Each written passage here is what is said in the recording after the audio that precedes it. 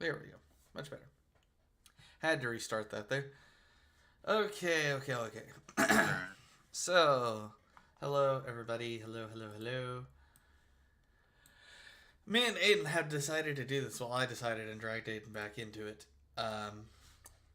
Partially because I feel like we probably didn't rank them the best last time. So, we're here again, looking at every one of these motherfuckers in a bit more detail. Aiden, say hi. Oh man. Hello, everybody. So, for this specifically, JJ took it upon himself to create a way to rank these a bit better, so to speak. I gotta move my phone real quick. Sorry about that. So, Aiden, the way I have thought to rank these is based off of 5 specific criteria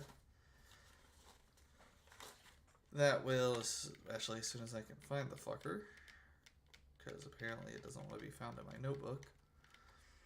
Basically, that way we give every one of these a fair ranking.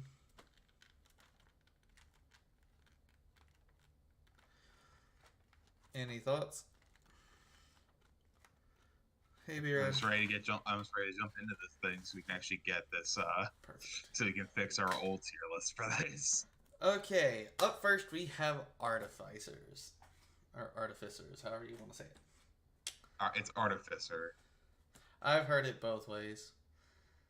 So, Yeah, that's true. the criteria for this is number 1, how good its base features are. What it gets without a subclass. How good are they? Up next is how good are its subclasses. Then, how good is it as a multi-class? How fun is it in a roleplay perspective? And finally, how good it is to fill one or multiple, in the cases of the ones that can, roles in a standard team comp that has your frontline, more melee-ish fighter, your backline spell sniper, more or less, or even a bow user, a support slot, and then what I like to call a wild card, which is more geared toward ones that like to more or less hit and run away or can function at both ranges equally. So, Well, I'd say starting off, and this is not to say that the subclasses are like bad right off the bat, but Artificer actually has the least amount of subclasses compared to every other class in D&D. they only At have least the four. ones that are current in 50th. They only have four. Yeah, they only have 4. They have. So the question is, though, how good are they? Well, they have Actually, they're Alchemist. tied with Bloodhunter having the least amount of I subclasses thought Bloodhunter because had five. Bloodhunter also has 4. I thought they had five. Rip. Okay. Wait, let me know. Order of. Nah, it's 4. Is it? Okay, sweet. Unless there's a new one that just doesn't show up on D&D Beyond. I don't know. Either way, so Artificer has Alchemist, Armorer, Artillerist, and Battlesmith for subclasses. So we'll start at subclasses and then we'll go to the base features. So for only having 4 subclasses, I feel like not only are they very much so on point for what an Artificer is, each one besides maybe Armorer definitely gives a high boost. Alchemist, especially early game, is good for, realistically, massive damage for early game characters with acids and stuff like that. Artillerist, as we've seen with Zilia in one of our campaigns, that's Nissa's character, is fan-fucking-tastic. It is just it's great. Like, even though I've only seen an Artillerist be used, it's definitely the best subclass out of the 4 that's there. The rest of them can still be good, but Artillerist seems to have a lot more, in terms of subclass features, seems to have a lot more to work with, a lot more meat on the bone. And Battlesmith is a great melee range, more or less fighter with By the way, JJ, you have 2 streams up. You have 1 stream still scheduled that wasn't done. I shouldn't have any stream scheduled. You actually do. Unless I YouTube's deleted bugging it. out on my end. I deleted it. I see what happened. Good job. Anyway, um, so I mean, looking at it, the only one I'm not 100% sure on how good it is armor. Which I mean, seems to be great for being more of a tank support build. Yeah, this seems more like armor. Seems more like the tank version of Artificer. Yeah, it's definitely much more geared toward magical. If you want armor. a tanky tinker, yeah, if you want like a tanky tinker with weird magical properties, then yeah, I guess armor or Artificer is good for you. But aside from that, it doesn't really seem like there's like too much. I mean, extra attack is pretty nice, but I'm pretty sure all Artificers get that 5th level, don't they? I don't think so. Yeah, they do. So that's not even an armorer. Yeah, no, Artillerist at least. Yeah, Artillerist gets an extra attack at 5th level. So only some of them. I was gonna say, if that was like a soul feature for it, that would actually be pretty good. Wait, which one doesn't? Is it Alchemist? Alchemist and Battlesmith. Yeah, Alchemist. Battlesmith does get it.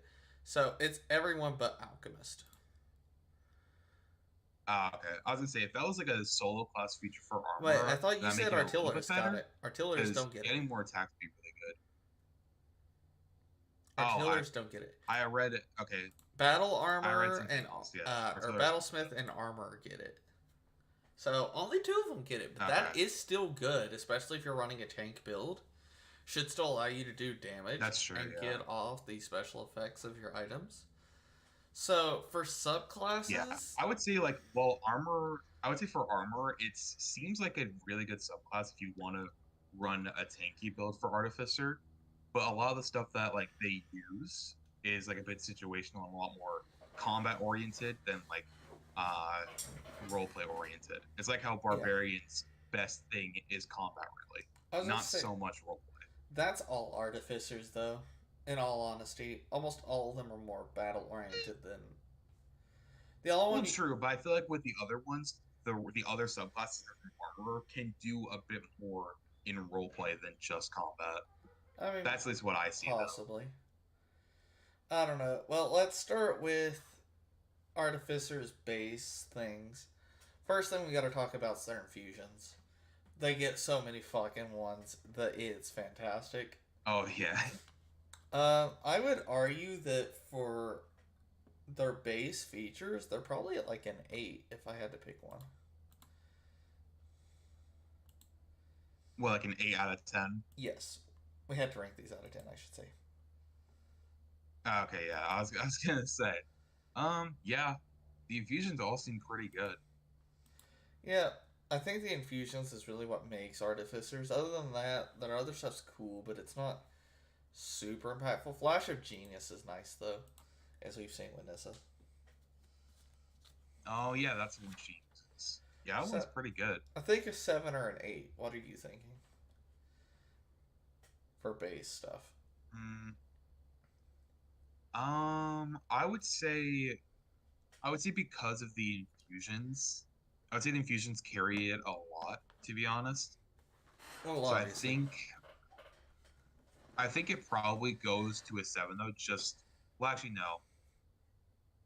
Yeah, you know, I give it an 8. I give it an 8 because I feel like a 7's too low, but a 9's too high. I feel like I give it an 8. We can give it a 7.5 if you want. We can do halves like that. It should be fine. Well, yeah. I didn't know if you would do patsies. Sure. So I will say this. This is how our ranking it's good, not like crazy. So we have S, A, B, C, D, and F, basically. So for S, out of the 50 available points, they need 45 or more. A, they need between 35 and 44. B is between 25 and 34. C is 20 to 24. D is 11 to 19. And F is less than 10. That's how I decided to do this. Alrighty. So, that's 7.5. On to, as we were already discussing, it's subclasses. Most of them are very good. Armor, it's It's very combat oriented, as Aiden said. But all of them Mm-hmm. are to an extent. I wish they had like um, more of a tech whiz type uh, subclass, like one that was geared much more toward technology than I was just gonna say like have like the armor and specialty be like weapons. technician or something. Yeah. But other than that, most of them are okay to I good. mean, artillerist is kind of like that, but I do kind of see your point. Well, artillerist focuses on weapons, more or less. Yeah, it's more so weapons. Technician could work more so on different types of technology that would most likely deviate away from what an artillerist does. Well, I think more like electronics or things like that. You know, it's something they should have Well, got that's the like in thing. Like Spelljammers, where I they was gonna should have say, got. if it was like in a different spell book thing, like Spelljammer, Yeah, I or was like just, one that was like a bit more advanced version of D&D, then that could probably work there as like a new subclass. yeah, as I said, in Spelljammer, it would be perfect. Its whole theme is space wise. Well, you know, Yeah, space requires a lot of tech. And I guess General Artificer focuses around tech, but I feel like they could do more with it in a subclass. Overall, I that's give true. the One, subclasses a 7, in my personal opinion. yeah, yeah, I would say a 7 again because like they're good subclasses. I think what mainly drags this down a bit is like don't get me wrong with like with classes that have like a bunch more subclasses than Artificer. There's only a select few that are really good, but even still, I feel like the Artificer's main problem with us ranking the subclasses is that there's not enough. There definitely should be That's at true. least like one or two more. I feel technician and possibly some other one they could make. Like, So yeah, I would say for right now it's a 7. yeah. Still good, but not like crazy. So yeah, unless your DM allows you to build nukes, it's just okay. Unless you're Cecilia in my first campaign, basically. I was gonna say you will, well that's your own character. Of course, you allow her to make nukes. You control that character. Well, I'll Nissa too as well. You didn't. I said she could, she just didn't do it. No, I allowed her to. She's never really participated. Well, that's because I feel like that's because Cecilia already kind of did that though. But it was my point. I don't mind So it didn't nukes make in my sense to have game. two nuke makers. Believe it or not, Cecilia's an alchemist. She made nukes out of regular substances, which is funny. Brother. With that, But how yeah, good is that it works. to multi-class into? This is where Artificer takes a hit, in my opinion. This is their big hit Yeah. because it's not a fan. The only good multi-class that I've ever heard anyone come up with, there's two. Number one is Rogue, which I wouldn't even necessarily say it's cool, or good, but it could be cool to be like a Batman type character. I was gonna say this. That feels like a Batman inspired thing. And the other thing, which almost all classes are good with, is Fighter. Yeah. Giving those extra actions with things like Artillerist, like the Battlesmith, which it already gets one extra attack, but having more, all of that is And just having flat action. good. Yeah, and Action Surge. But besides for those two, and maybe Wizard because it also uses intelligence, it's pretty shit. I was gonna say yeah. It's like I remember like the classes that have intelligence modifiers, like those would work best with an artificer. But other than that, like you can't really do much. I would give it a Which like 5. again, artificer on its own is decent, but with multi-classing, it's kind Yeah. of okay. You pretty much It's not just really, have to go it's not all really Artificer. good. Hi, Galen, what's up? You pretty much Yeah, have to go all like can you Artificer make or it one work? of few subclasses. Yeah, like you could make it work, but it's gonna take a while for it to like all come together well enough. So yeah, I'd Yeah. say it's a 5. Okay, up next, roleplay fun. This one, me and Aiden might go back and forth a little bit. Possibly. I have my answer. What do you think? I think kind of, I would say with my thing, kind of like with a lot of other classes, it depends on what you pick. I think if you're like an alchemist, possibly you could like make something out of role play, and maybe and like I think with like at least artillerists, you could also do something. But armor and battlesmith, like, there's not much in terms of like using your class features and also just like how those kinds of subclasses work in general. So like, Battlesmith, I think you could do. I think I don't armor know. is the one that you can't.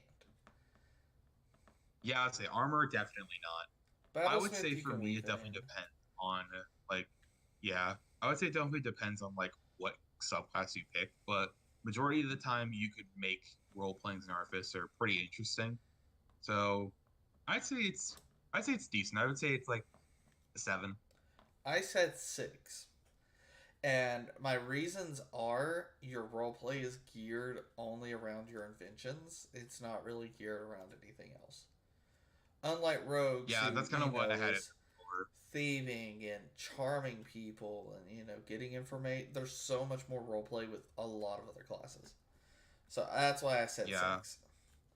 However, as you did bring up, Alchemist, I think, is the one you picked for very much so roleplay perspective, where could be you could do so many things with all the alchemist tools I you just think can the get. idea of being alchemist would be really fun. So that's kind of why That's I true. would want to play as one when I get my chance to do artificer. Oh, But yeah, absolutely.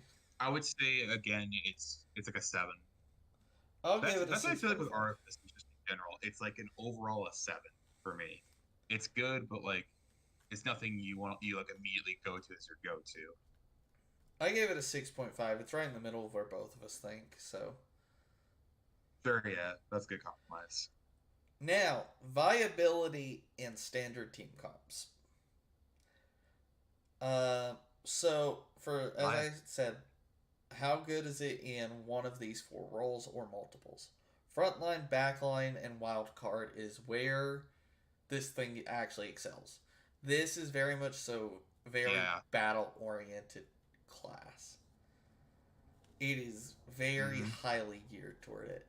So for this one, I'd actually With give all the them a 9. weapons and like creations, it's really, yeah. I would say like a solid 8 or a 9, because I'm gonna like say again, like we I'm gonna give said, it an when it 8.5. comes to battles, when it comes to combat, you can make some really cool choices as an artificer, no matter what the class is. Well, I mean, it's especially in battle, right? If you want backline, you can go something like the artillerist. If you want up front and personal, you go something like the battlesmith or armor. And then if hmm you want like that wild card mix where they're a bit of both, but also neither, the artillerist is where you go. You mean alchemist? Or yeah, alchemist. Fuck, wrong one. I was gonna say, yeah. Wrong one. I was gonna say, where is alchemist come in here? Shit. Because I was gonna say, Yeah, yeah, I alchemist said is the a wrong good one. wild card one. Yeah, no, because you Yeah, can be anywhere depending on like what potions you make. yeah. You could have like potions that could like poison, that's like thrown on the ground. You could poison, or you could like give potions to like buff your allies or stuff like that. So like you could do many different things. Or if you're up close and personal, you can have like potions that buff yourself or debuff your enemies when poured on them. There's so much you can do that they Yeah. are just a wild card. So Uh yeah, I huh. think a 9, which puts them, funnily enough, right in the middle between B and A tier. But because I'm looking at Yeah. this objectively, I'm putting them high good, literally the highest of good tier. You can't get any higher. They're almost amazing, but I think armor drags them down just a little bit. And the fact that they can't multi-class. Yeah. I was gonna say, yeah, I would say like the main thing that keeps it from being amazing is the fact that multi-classing with this class, while doable, is not as easy as most of the other classes in the game. And again, also because like there's not enough subclasses, which to be fair, it's not its fault, but it would make it a lot better if they had some more variety of what you could do. Again, technician would be a really interesting subclass if that I was feel like made if you went some technician, sort of new source book. doing technician and something like bard would be really cool. Having like electric guitars and shit. Oh yeah, And absolutely. using that for like That'd be sound really damage cool. and stuff. There's so much you could do there, or Could you having it imagine? with a rogue and being Imagine James doing Bond. that actually. Imagine doing something like that could actually help with like class like the bard class features, like making the inspiration even stronger, or make it so you could do it to two people at once, or something like that. That Basically, could be really cool. we need something like that. But other than that, it just doesn't match well with most Yeah, things. So, yeah. but it's still a decent class to go with if you want to go down that route. Oh yeah, it is literally almost amazing tier. So it is not bad by any stretch. Up next is Nah, Barbarian. dude. Do we want to talk about where we put this last time? Where did we put this last time? I'll tell you. Okay, you know what? That's what we'll do. I'll also remind everybody like where we put these originally because it's kind of funny. So, artillerist, You we mean put in the Artificer? good tier again. I don't remember what. Whatever yet. Artificer, we put in the good tier. I can't remember if we put it high good tier or not, but we put barbarian in meh tier. Well, we'll see what our results say, and we'll see how Which, close this is to the original list. yeah, actually, yeah. I'll say where we put the class afterwards, just so we don't skew our votes somehow. Okay. On to barbarian. Base features without subclasses. These things are fucking amazing. Mainly with combat. Yeah, these things are actual things. Yeah, I was gonna say it's mainly combat. They only get the one extra attack though. I wish they got more. But the brutal criticals, the rage buffs. Their issue is the rage is plus damage is so low that it could be a lot better. I feel like you almost have to multi-class if you want any significant damage from your rage, unless you're crit fishing. Actually, how much does it does it show how much it only goes up to like a plus 3. It only goes up to like a plus 3. Oh, okay. Yeah, I was gonna say because I know it goes from +2 to then like +3 at some point. I thought it would have gotten bigger. I mean, maybe at most like +4, but I don't think it gets anything above that. It's just it's not enough extra damage. Like rage is very much so a cool concept, and the reason you do it is the damage. Oh, actually, if you get to 20, if you get to level 20 as a barbarian, or well, at least when you get more than +3, if you go level 16, you'll have +4 to your rage actually. Yeah, which again isn't +3, much, but that's the highest. Yeah, it's +4. When you're only making 2 attacks, though, that's an extra 8 damage, which might be enough to finish a kill, but, like, it's not... it's not an overwhelming amount of damage. You mainly play it for the rage benefit is mainly... Yeah. Yeah, the rage is mainly just to take hits, to be honest. Like, it's good to have extra damage, but the extra damage isn't, like, crazy high.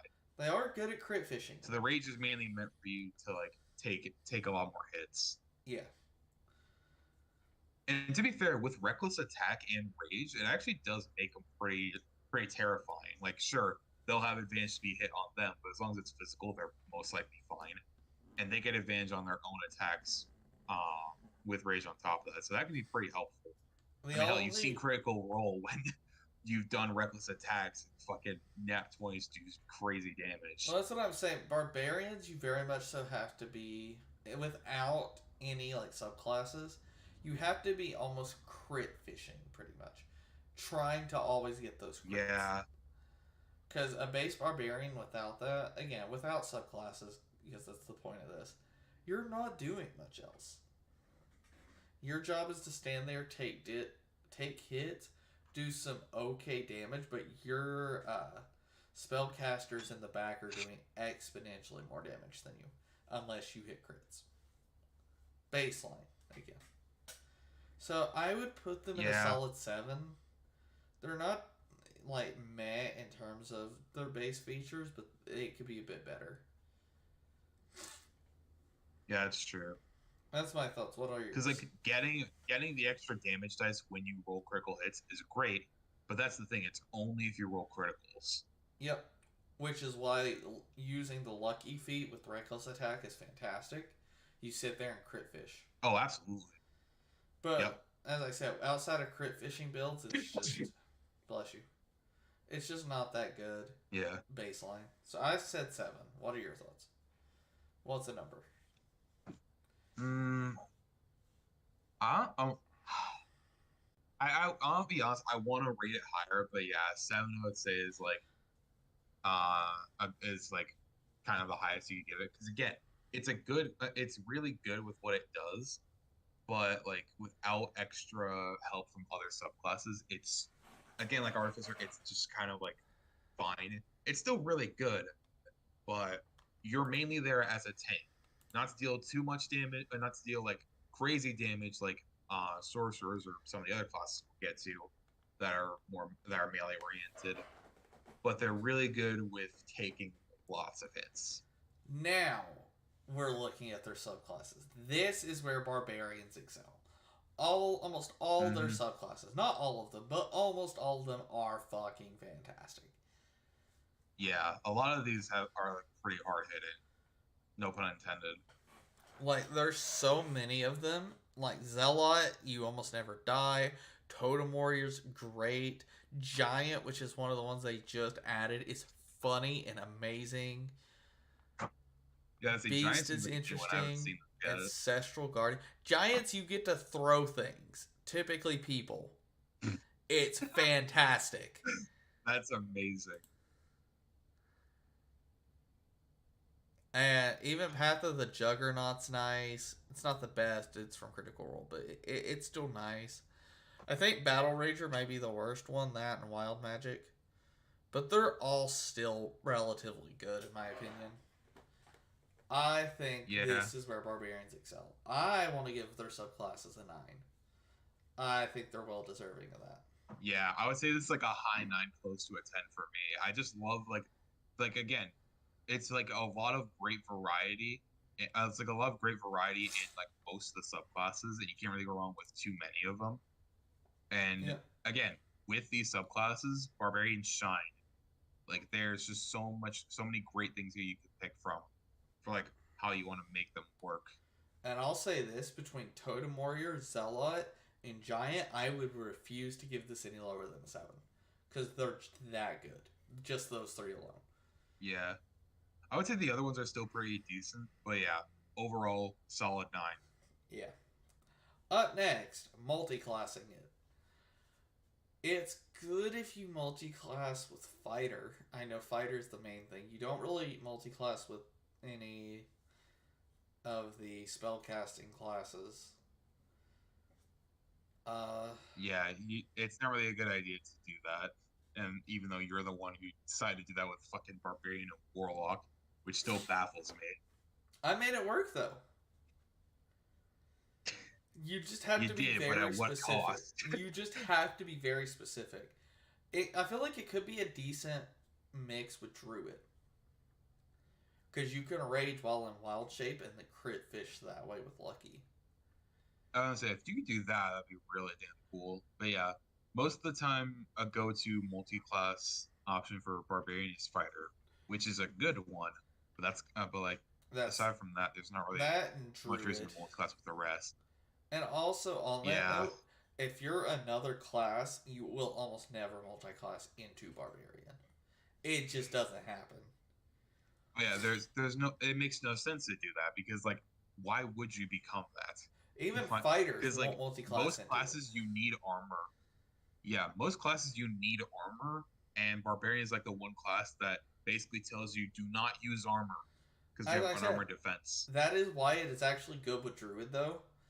Even it's like worse wild shapes, you get that unarmored defense, which is nice.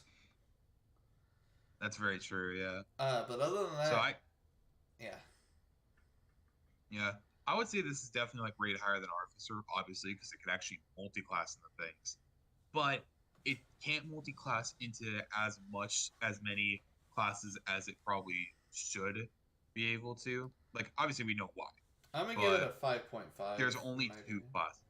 Yeah, Yeah, I I was was gonna gonna say say I there's give it like only a 6. 2. Yeah, 5.5 I think is. I'll give it a Perfect. 6 just because. Yeah, I give it a 6 just because it can actually at least multi-class into two of the other remaining classes, but Other than that, there's not really much I you was can do about to for say, multi-classing. Artificer, technically speaking, can multi-class into 3 with, it was Rogue, Fighter, and Wizard. But I think Barbarian, just being as good as it is, gives it that bit of an edge, which is why I said 5.5. Yeah, and like we said before, Barbarian at least meshes well with the two classes that it can multi-class into well. Artificer, not so much. That's kind of why I'm giving this one a 6, and Artificer for me, for multi-classing, still stays at a 5. Now, on to roleplay. Uh, the problem is with barbarians is like they're always kind of seen as the dumb idiot smash everything person. So Insert like, Reku. unless you want to be that, literally, yeah. I was gonna say Torque. That's mainly No, Torque has what he does. personality But yeah, though. both of them But are. Torque has personality. That's something. No offense, But B-Rad, true, Reku but Torque doesn't also have. talks like a fucking caveman. Yes, but like I'm not about overall. Like, no offense, especially toward Aiden, but Reku doesn't do a lot of roleplay. He doesn't, and I feel like a lot You of mean that's towards done. B-Rod? Yeah, well, Reku's just scary either way. Like, there's not a lot of roleplay that you can do with a barbarian outside of combat. It's just not a lot. Yeah. Like, I think this is where barbarians fall hard. My take with this Yeah, might so be they're like controversial. for most classes, there's like one area where they kind of just fall flat on their face. For barbarians, it's definitely role play. I'd go as far as to give it a 2. I feel Two, damn, I was being generous with a 3. like, yeah, I just don't feel like it's enough. Yeah, and there's not really much you could like add on to them with like, again, nothing wrong with the subclasses it has, but like if like they don't support it well with role playing at all. I So would like, argue yeah, I'd there's say one. give it a 3. I would argue there's one. What? Actually, 2. There's 2 that can give you that. Number 1 is wild magic, just because of the randomness, if it does like the other Well, wild yeah, magic. I'd say And number yeah. 2 is the giant one, where you get to throw people.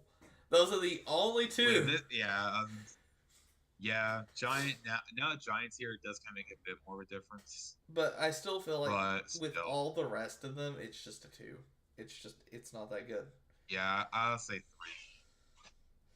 3. Now, like versatility and viability in standard team comps. They're frontliners. They don't do anything else. They're not wild cards. They're not. No, they're They're frontliners. not versatile, but they're very viable. Yeah, I'd give it a 6. yeah, I was gonna say either a 5 or a 6 because like they do their job really well, but that's the thing. They can only do that one job. Yeah. They're very liable with what they can do as a frontliner. But if you try and tell a barbarian, hey, we need you as a we need you like in the back, like I'm doing attacks. Unless they got javelins, you ain't gonna get shit done with Or that. unless they're giant who just chuck other enemies back towards you to hit them. That's why Yeah, I like literally, giant. yeah. I think giant fixes 90% of the problems other barbarians have. Oh, you need help in the back Like line? if you Let me want to just have a giant, grab these 2 enemies and chuck them back.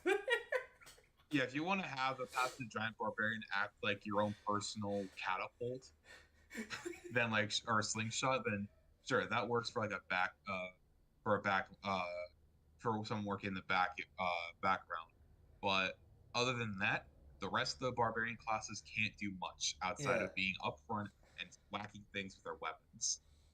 So yeah, I think So yeah, 6, I would which say a 5. puts them in the middle of good tier actually, with 29 Yeah, points, which is fair. I kind of figured they'd end up around there. So I still don't get why we put them in mess here at the beginning. I still don't know why. because of the roleplay, this happened before the Path of the Giants came out. That's probably why. Yeah. So they've All right. gotten higher, a On bit to higher JJ's rated favorite because class. of it. Bard. Yeah. Okay. Yeah. Let's talk base features first. Be careful. Yeah, I was gonna say, be careful with where your bias goes, buddy. Well, I mean, to be fair, Bard's base features Number one, Jack of all trades is fucking busted. Let's just get that out the way real quick. It's really good. Yeah. Expertise is good. Jack of all trades is one of the most busted regular class features you could get. Bardic Inspiration is good. Song of Rest you don't really use ever. Not really. The It's fact not that like they a reason get to do that. expertise though is fantastic. Just at level 3 alone is insane. Yeah, as I say, it's the same as the rogues, except they get 2 less than rogues. But I think, or no, they get the same as rogues. Yeah, no, expertise is fantastic. Font of Inspiration is fantastic. Gives you Counter charm's pretty good, but it's more so situational. Yeah, that depends more on your class. You get more expertise. Magical Secrets is busted. Magical Secrets is great. I'm gonna say I'm 1,000% getting this when I make my bard, because this is really good. And then level 20, their level 20 feature is dog shit. Yeah, but it's helpful in dungeon crawls. Right. But let's be honest, if you're playing a bard, the only thing it's good for is in dungeon crawls. I will say this: if you're playing a bard, you're multi-classing. You'll never get to level 20 anyway. So, I digress. True.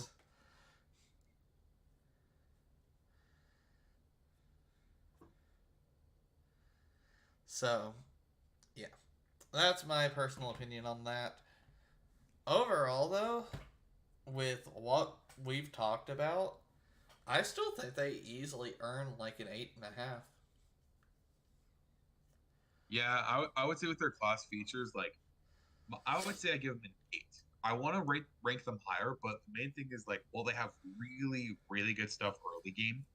Well, towards the late game, while Magical Secrets is still really good, you kind of just only get that for the next couple of levels, and then kind of a shit last level ability. So I would say an 8. Still a good and strong 8, but I can't rank it any higher than an 8. That's fair. I will also say Counter Charm's kind of useless, so I can understand that. Now let's talk Bard subclasses. Counter Charm's good, but it's situational. That's my thing there. That's fair.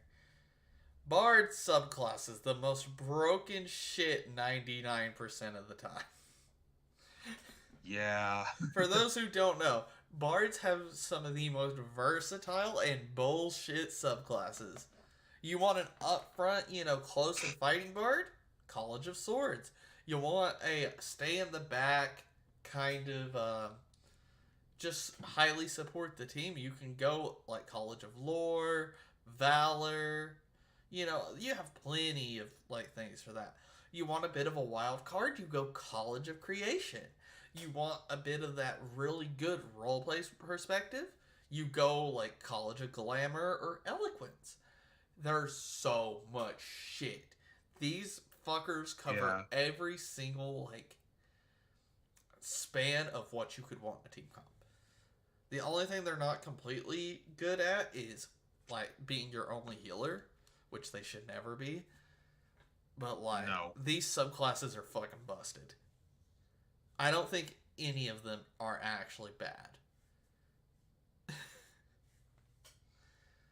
Yeah, overall, they definitely all have really good uses. I don't know much about the College of Whispers and Tragedy bards, so I can't say much about those. But quick. The rest of them are really good. Whispers get Psychic Blades.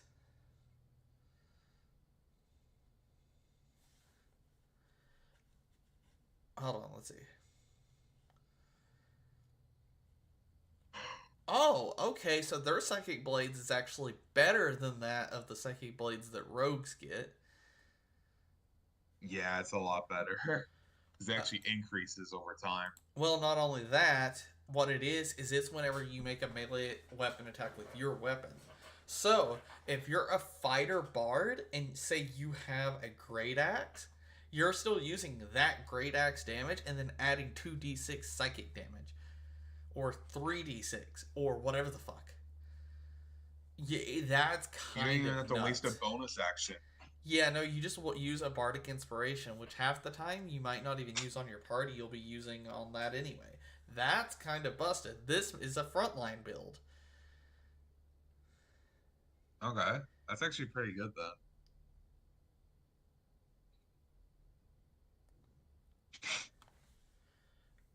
And they have Words of Terror, which is good for roleplay and stuff.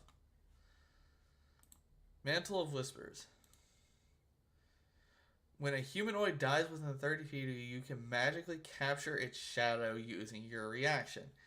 You retain the shadow until you use it or finish all the rest. You can use the shadow as an action. When you do, it vanishes, magically transforming into a disguise that appears on you. So they get changeling shit whenever someone dies around them. What the fuck? That's awesome! This thing is crazy. Okay, this is a really good subclass.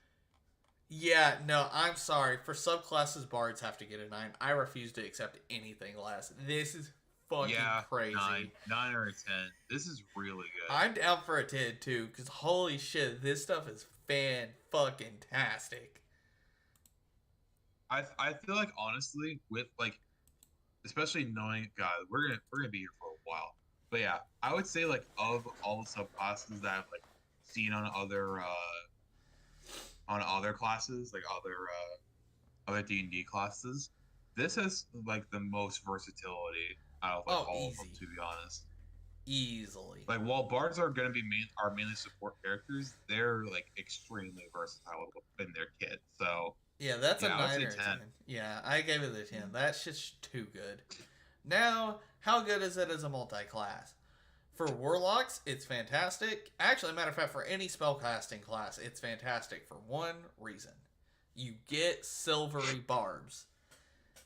The most broken spell of the game. Busted. A level 1 spell. The busted... Honestly, in my opinion, that's probably the most broken first level spell you could ever get. It's not just the most broken first level spell. I think that's the most broken spell you can get till probably 4th level spells. It's stupid, bro. Easily. I'm sorry. As a multi-class, any spellcaster can dip into it. Even half-casters can dip 1 level into it, or 2, and be perfectly fine. I think that's an 8. I don't think it's the best, but I think it's a solid 8. Yeah, I would say it's definitely a solid 8. Because, like, it can... As long as you know how to... what's the word? How to... maneuver and pick? Yes. I guess maneuver, yeah. Best way to maneuver and optimize, like, what multi-class you're going to go with for Bard. But yeah, I'd say a solid 8. Now, on to roleplay fun. It's a 10. I'm sorry. I refuse to accept anything less. Bards of the... Roleplay fun? Yeah. Bards are one of 2 that are 10s. Because, like, I mean, even just looking at what their subclasses have, they put so much, like, roleplay focus into this. It's stupid. Yeah, it's true. And finally, versatility and viability, which we've already talked about in the subclasses. Shit can fill every role. You need someone up front for a physical melee? Swords. You need backline? Almost any long range one. You need support? Almost any bard you pick. You need a wild card? You have options for that too. It's stupid. I don't know. I kind of want to give it a 9. Say it's definitely a solid 9. Yeah. Solid 9 out of 10. Which, believe it or not, puts them as overpowered. Our first overpowered at the very bottom of it.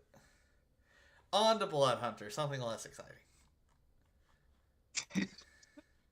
I wish this was a better class, man. Bro, I'm going to keep it a 100 with everyone here. Blood Hunters, I feel like, fail because you're hurting yourself to hurt your enemies.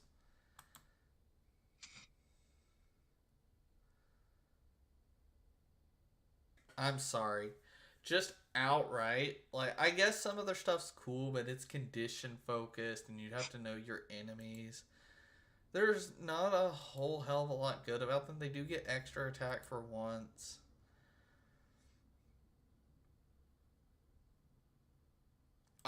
You'll lose shit. I'm sorry. For them as a base class, I'm gonna give them a 3. I don't like their shit. You're losing power and viability in your kit just by picking the subclass. I hate it. What are your thoughts, Aiden? Yeah, there's not much that you can really do. There's not much you can really do here as like a standard class. Like the class features, well, they are interesting. Like it's an interesting concept. I feel like the execution just kind of fell off a bit. Yeah, no.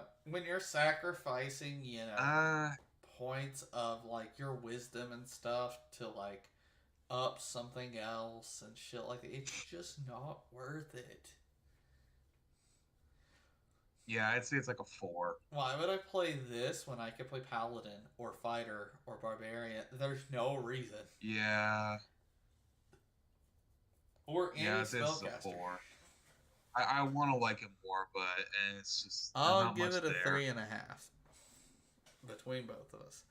Let's look at its subclasses real quick. Yeah, so kind of like Artificer again.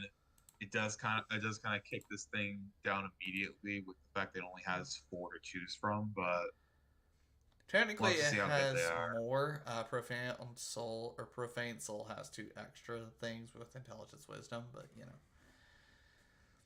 no offense, you always It's go technically the Lycan. same thing, but The rest of them are dog shit. I'm sorry, you only go Lycan. I've looked through these before. Ghost Slayer only works when you're slaying undeads, so that's very campaign specific.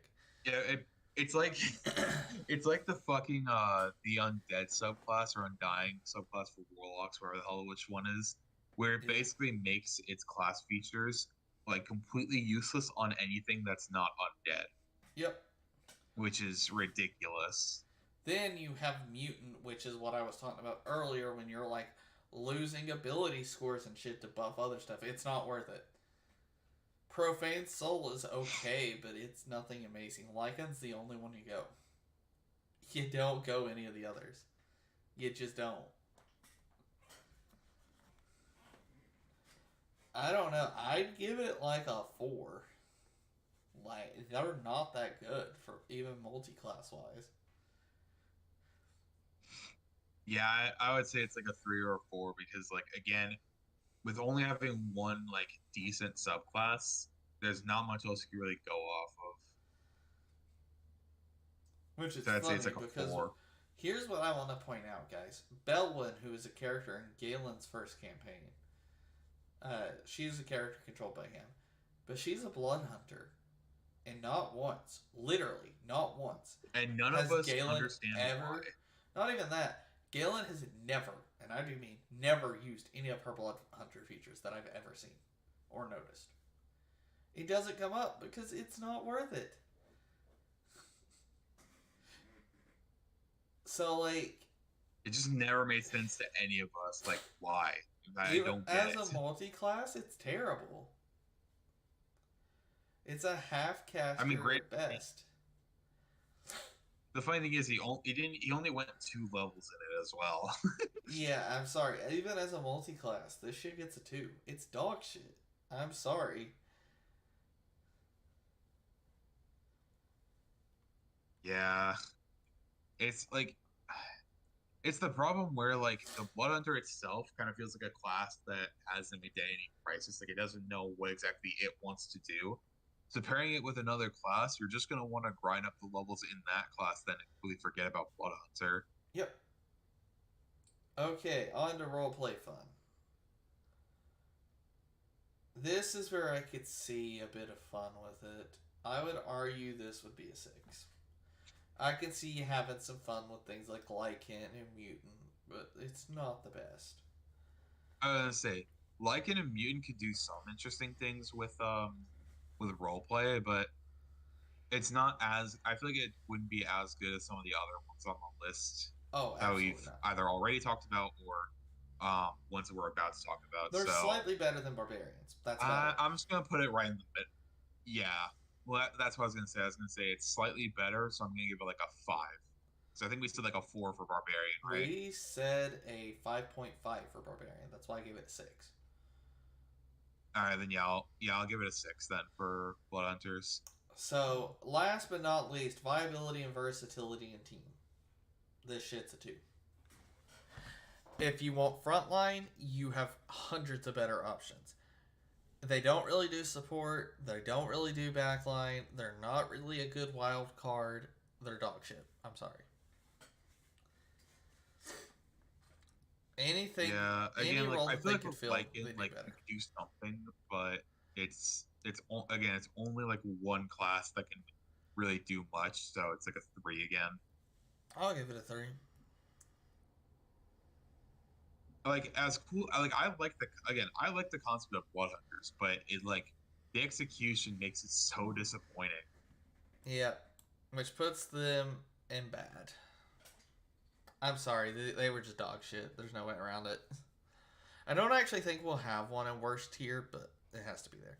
Clerics! Yay! We get to talk about another fantastic class. For those who don't know, clerics are great. Who would have Oh thought yeah, dude, healers the would be domains they so have good? are insane. I will say this, they don't get much as bases, though. However, there I was is gonna say one yeah, thing they get. what would that be? Divine Intervention. One of the most overpowered Yeah, base shits ever. As long as your DM's not a dick. that's like the main thing. Yeah, That's I think the about main all thing they you get. when you become a cleric, getting divine intervention. And destroy undead, which is situational. That's really the only thing, but it's something that's so broken that it... Oh, sorry, there's one other thing about this. At level 20, your call for intervention succeeds automatically.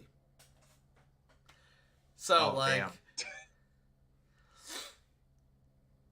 You know, I'll be honest, I didn't even notice that. I just noticed it and I was about to close it. Yeah, no, even with that, its base traits, I'd still give a 6. Because Divine Intervention is so good. Yeah, I would say for me it was like because of divine intervention carrying a lot, but the rest of the stuff not doing too much. I would say it's like a 5. It's like right down the middle for me. That's fine. We'll give it a 5.5. Right in the middle. Divine And Intervention. here we go to where this class fucking shines. Fucking subclasses. This shit, again. Yeah, I'm sorry. The amount of, again, this is even more, well, I don't know. It's like on the same level, in my opinion, of like diversity and like versatility with bard subclasses. Absolutely. No, like, absolutely. There's so much shit here. Look, like I'll be honest, I actually want to try and be a cleric, like not anytime soon, but eventually I want to actually try and like have a better time as a cleric next time. Like I want to actually try some of these other ones because these look really damn interesting. I will say this. Clerics, as support, they are the best support class because they are the best healing. On top of that, they make good frontliners with war and shit like that. They make great backline fighters with things like Tempest, and they make great wild cards with things like Trickery. These fuckers can do it all. I would say Trickery is 100%, yeah. Now, some of their subclasses aren't as good as only 3 others. out of... Yeah, some of them kind of fall flat, but I would say most of them can pull their weight. Well, and also, with the sheer number of domains there are, it's only fitting. There's 16 here. There's 16 domains. You have 16, 4. And we only talked about 3 of those. Well, let's see. 4, 8, 12. There's Arcana, Death, Forge, Grave, Knowledge, Life, Light, Nature, Order, Peace, Tempest, Trickery, Twilight, War, Blood, Moon. There's so much here you could choose from. So, with so many of them, of course, some are going to fall flat. But overall, there is a subclass for anything you want to do with this. That's an easy 10. Oh, yeah, 100%. I'm sorry, their subclasses are stupid. How good are they as a multi-class? Well, let me tell you a story, kids. Anything that uses wisdom, specifically mainly druids, it's a good multi-class for. Let me tell you something else. Yep. Any other support class, from bard to even rogues to an extent, if you build it right, to warlocks. I was gonna say anything but barbarian, really. Yeah, the one combination I've seen a lot with rogues and clerics is I think it's Grave Domain Cleric and then Assassin Rogue, which is what I'm actually going in Galen's campaign, but that's neither here nor there. but it can Oh yeah, multi. because you didn't play the cleric role Yep. But it goes so well with a lot of these. Basically anything but Blood Hunter and yet. Yeah. Barbarian and Artificer. 3 of which we've already got on the board. You can make it go with everything else. It goes great with Fighter. It goes great with Druid. It goes great with Monk. It goes decent with Paladin. It goes fantastic with Rangers. Goes good with Rogue. Decent with Sorcerer. Decent with Warlock. Decent with Wizard. And the reason it goes so good is because some of these subclasses give you proficiency in heavy armor. For things like wizards, that is bullshit. Yep. Absolutely. I'm sorry. I would say that gives you like a high 9. I would say. I think it's a 9. I don't think it's a 10, but it's a 9. It's close. Yeah, I was gonna say, just because of the and this isn't on the cleric part. This is obviously because the other classes can't really work well with it, regardless. But with the fact they can handle most of the classes and still come out strong, it's a high 9. It's very close to a 10 for me, but it's a high 9 and a strong one at that. Up next, roleplay fun. I'm sorry, this gets a 9. It's almost as good as Bards. The only issue is they don't have as high of charisma. They're almost as good, though, especially with all of their subclasses. Subclasses make this. With all the subclasses, you can definitely make something interesting with roleplay. If you need an example, you need an example of why I placed it so high, go look at Jester from Critical Role by Laura Bailey, who is amazing. She is a trickery domain cleric and one of the funniest, most roleplay famous characters I can think of. I love Jester, and she's great. So yes, that's if you like role playing, clerics, specifically trickery clerics, are really fun for that. Yeah, and even other ones like knowledge, light. You can do so much. Knowledge would be really good. Yeah. Even peace domain and order domain, you can do a lot with. There's so many. There's something for everyone. Up next is again the versatility and viability in roles. I mean, we already know the answer's a 10, right? I was gonna say, well, yeah. My reason is the only one they don't. I give it a 9 mainly because I don't really think if it's wild card much. I was about to say wild card is the only one I'd say it only gets at if I was doing these individually, it'd get a 9 out of 10 on wild card and 10s for the rest. But overall, I think that still comes out to a 10. Pretty much, it's basically there. It's just it's too good. I would still personally give it a 9 just because it's I would say personally it works really really well with either being a front line or a back line, but not much wild card. It's not really too much there. So I would say it's not a strong 9 though. Well, with that then, if we're giving it a 9, that puts it at the very top of amazing, pretty much. Yeah, I mean to be fair, it is very close between it and Bards, so. Up next is Druid. This is one JJ knows all too well. So, looking at Druid's base stuff, they actually are really, really good. Yeah, they're actually pretty useful. The only issue is, I would argue level 20 for the campaigns I run isn't as helpful. I think that's the main thing. But things like B-Spell. Level 20 feature gets, yeah. Yeah, Timeless Body, where you slow your aging process is nice. Wild Shape improvements. I mean, depending on which one you do, it's kind of a necessity. Sure, yeah. And the fact that you can write in a secret language that only other druids can know. So, they get some decent base stuff. It's nothing overwhelming, but it's still decent. And turning into animals is cool. I would give it a 7 or an 8. I don't know which. I was going to say, I'm kind of in that ballpark. Let's give it a 7.5. Again, it has really good, yeah. It has really good features that it has for itself, but it's like nothing like extremely crazy.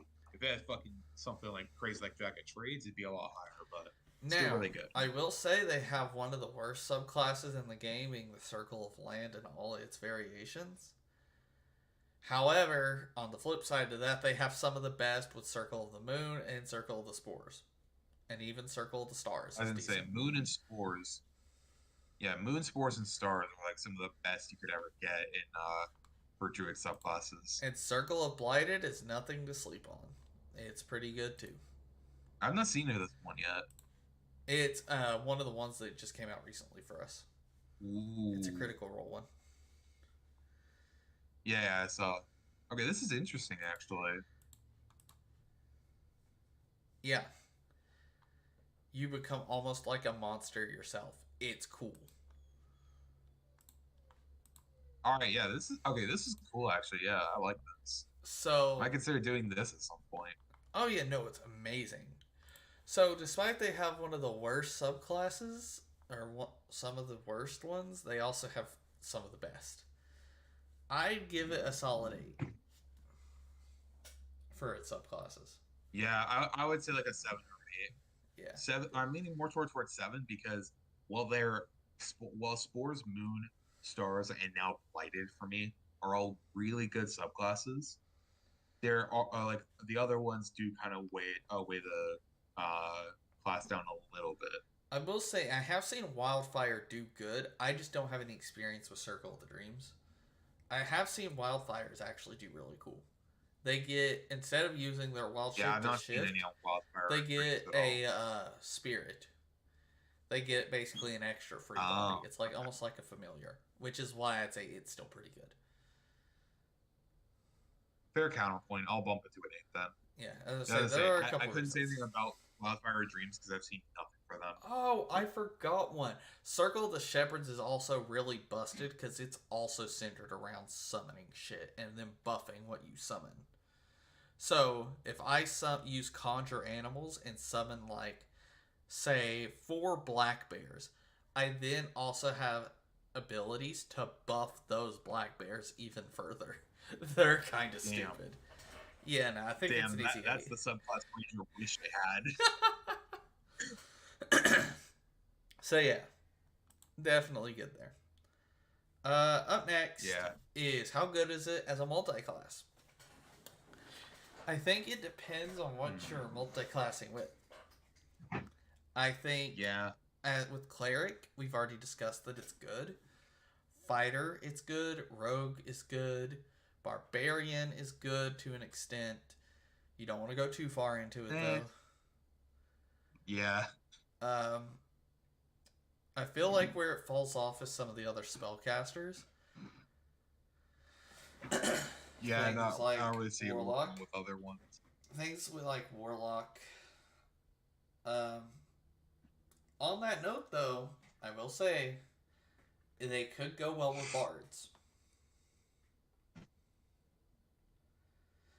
I could see them going well with bards. I would say this one's probably like a 6 because like you can do well with a lot of multi-classing, but a lot of other ones you can kind of just like pretty much kill your character to an extent. Like I'd say it's okay. Sorry. Monk. You're good? Yeah. Punk. Okay, anyway. Now that that's out the way. Aiden didn't catch on it. What happened? Oh, I was coughing monk the whole time. Oh, okay. I was so confused. I thought you were actually coughing. I heard you fucking like. I thought you said like fuck. And I thought you were like having like a. No, I was saying monk the whole time because they're not the best with monks at all. I mean, they're okay, but yeah, I'd say it's like a 6. Fantastic. Yeah, I agree. 6 is about ready to go. Roleplay fun. This is an 8. Turning into animals or summoning animals or any variation of all the cool bullshit you can do is so cool. In and out of combat. Because, no offense, what group of adventurers doesn't want pets? Lunatics, that's who. Exactly. It's perfect. Yeah, I think an 8 is perfect for that. And Yeah. finally, Aiden, the one that we both, or the last one, the versatility and viability. They function well in every role, actually. They're not the best supports, but I think Circle of Dreams might actually help with that, if I'm not mistaken. Oh yeah, support. But other than that, okay, well yeah, they're good. I'd say it's a 9 though, a high 9. Yeah, as I say, other than that, everything else, which puts them at a 38, which is A tier.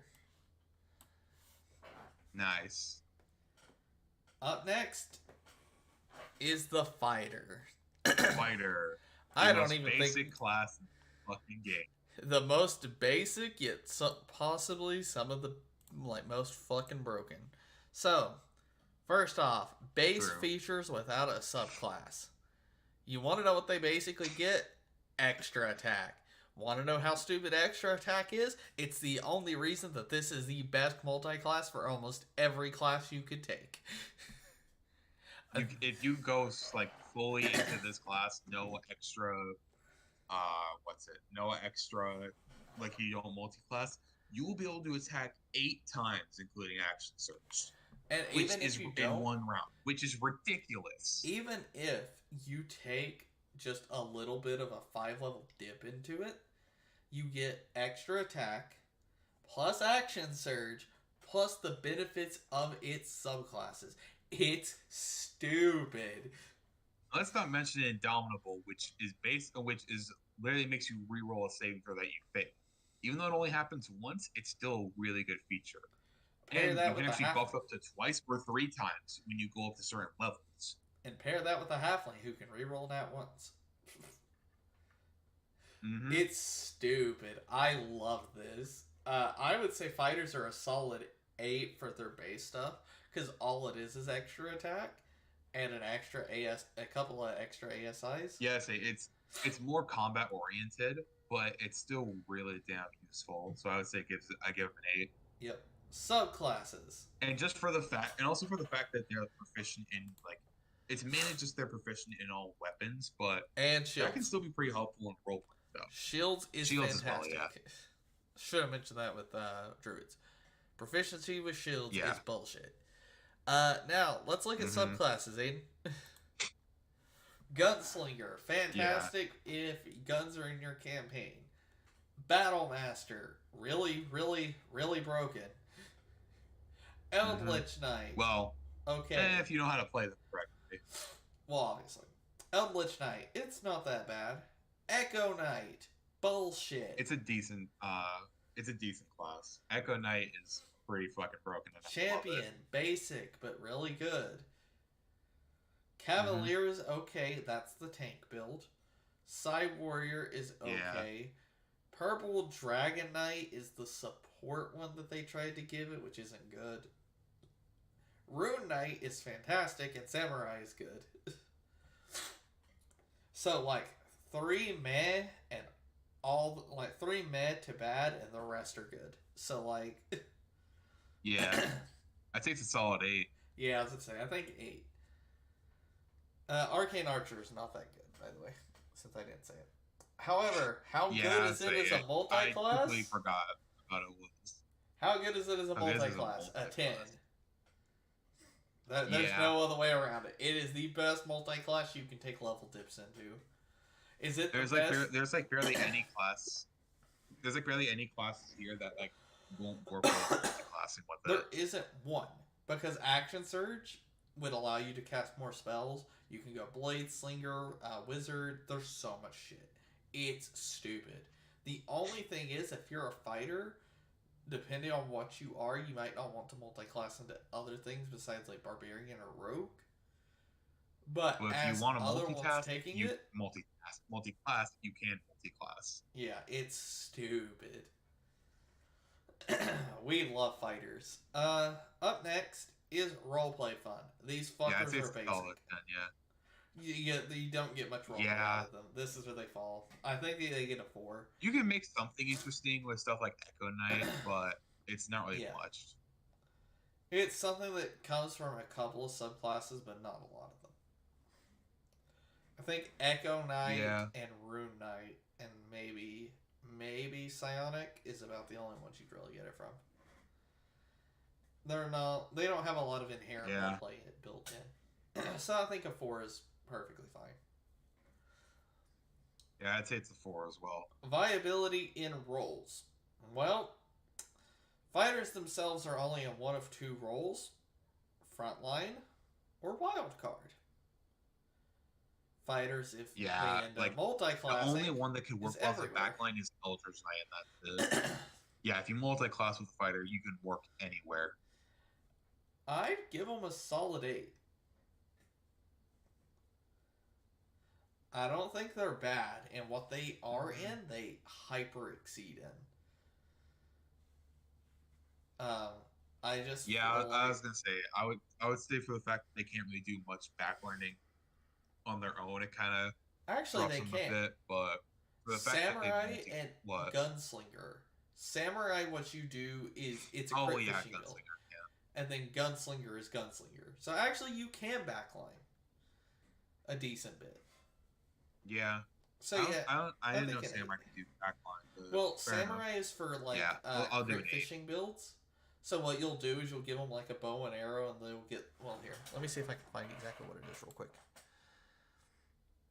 They get extra attack. Is it Fighting Spirit? Oh yeah. So samurais as a bonus action get advantage on attack rolls. Damn. And gain temporary hit points.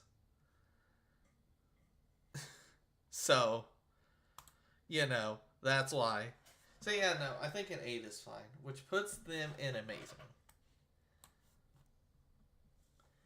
Alrighty. Just below druids. Up next is monk.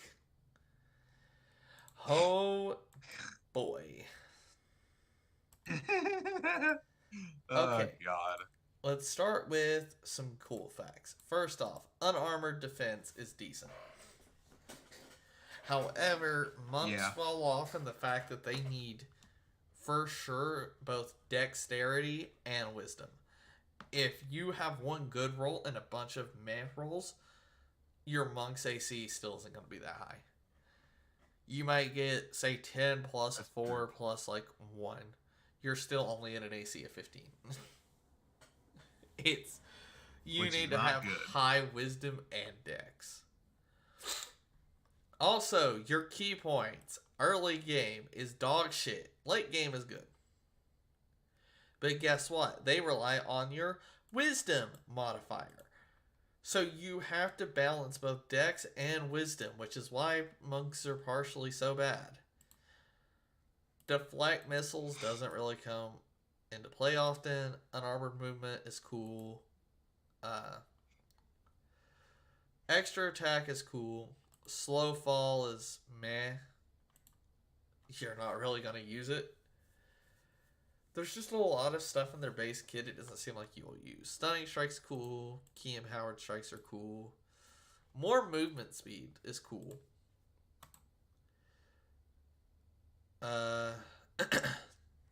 Let's see. I didn't even know they got evasion. Okay, that's helpful. Yeah, it's nice. But again, all of this requires both dex and wisdom. That's why they're kind of bad. Yeah. So yeah, if it wasn't for the fact that you have to do a balancing act throughout the whole thing, it might not be that bad. And for the fact that the amount of keys to start off with is pretty trash. Yeah. I'd say they're kind of just like a 6. Like, they have good stuff, so I'd say it's like around a 6. I'd say a 7, actually. I think with Timeless Body again, Diamond Soul, and a couple of the other cool shit that they get, I think that they earn at least a 7. I think the key points is what holds them back. That and the double split shit. Yeah, mainly. But I think a 7 is fair for them. Now, the traditions. I'm sorry, most of the monks just don't seem the way for me. I think Open Hand is the best one, if I remember correctly. I remember Uh, someone saying that Astral Self was alright, but not much. I've seen a Not couple much of really them that there. are all right. Ascendant Dragon is kind of cool. They're not bad, but they're not like amazing. You don't hear someone going up to you and being like, "Oh yeah, my favorite D&D subclass is Way of the Drunken Man." You don't hear that ever. No one's favorite D&D Yeah, subclass is a for monk having a subclass. I'm lot of sorry. for having a lot of subclasses, monk doesn't really have any like crazy ones that are like all too good. And Some most of are them okay, but rely on most of them key are points, is the issue. If you got more key points in the beginning, you'd be fine. kind of But they don't, so they're just. I gotta give them a 4. They're not terrible. Like, yeah, any key point reliance just fucks you early game. Now, yeah. I'd say it's like a 4 or 3. with that being said, how good is it as a multi class? I'll give it a 5. You don't really multi class, but you can. Can go with things like Dex fighters sometimes. Can go well with barbarians sometimes, but not normally.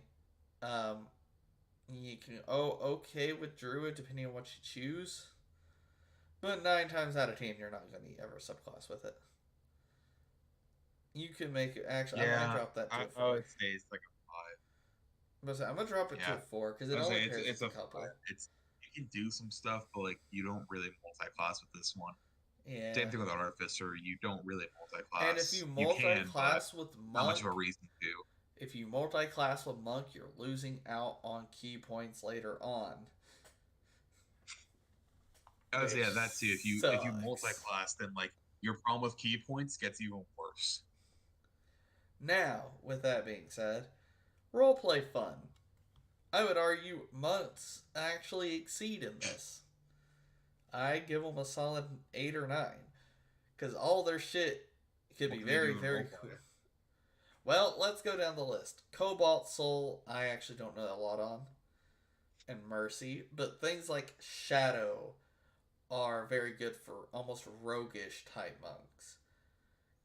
Being the center of attention because, you have the Ascended Dragon one is cool. Astral Self, not so much. Drunken Master, I think, is the best one for it. Because how cool, you're always at the bar drinking and having fun. The four elements, your fucking avatar. I would say you're Aang at that point. So some of them actually have some decent roleplay potential. And you always have the whole, like, monastery background of, I was at this temple and shit like that. Or however you want to do that. Fair enough. Yeah. So I think an 8. Yeah, that's fair. I'll give them like a 7 or an 8. Yeah, I they're all think right. eight's perfect. And viability. Monks are only, like, close range. So, like, you know, they only do Yeah, frontline. they can't do much back. Yeah, you really only do frontline with monks, and they're not the best at it. I give them a 4 or 5. I think 5. I'd say a 4. Yeah, there's not much you can really do with them. That's like not already done by other classes. Here's what's crazy though. Based off mainly of that 8 that we gave, monks actually got into good, which is crazy to think about. Damn.